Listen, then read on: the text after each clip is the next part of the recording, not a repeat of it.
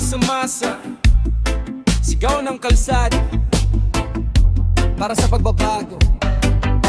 One love, Pilipinas. Oh,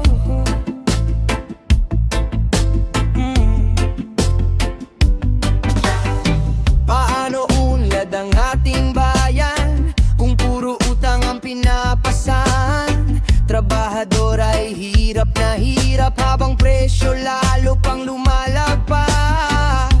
Maraming batang walang makain, maraming pamilya di alam gagawin. Mga pangarap tila nawawala habang korupsyon ay lumalala. Maawa naman kayo sa mamamayan, pagod na ang puso ng sambayanan. Hindi na galit ang naisisigaw, kundi pag-asang muling matanaw. Parang adik sa kapangyarihan, nakakalimot na sa mamamayan. Baguhin na ang sistema ng bayan para sa bukas ng kabataan.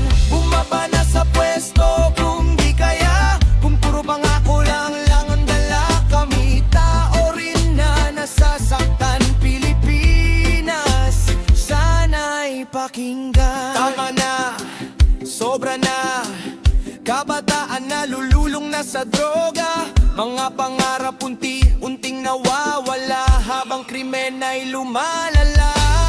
Kapwa Pilipino nagpapatayan dahil sa maling pamamalakad ng pamahalaan. Sakim sa yaman at kapangyarihan habang masay na iipit sa kahirapan. Sa bawat kanto may luhat sigaw, mga inosenteng nadadamay araw-araw. Bakit tila bulag ang nakaupo sa tunay na hirap ng tao?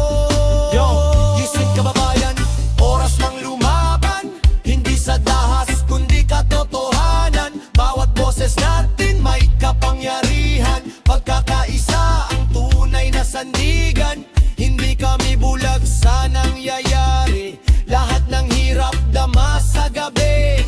Habang iba ay buhay hari, masa naman lunod sa bigate. Magpalit na tayo ng sistema, yung tapat sana ang mamahala. Hindi yung puro sariling bulsa, habang bayan unti-unting nawawala.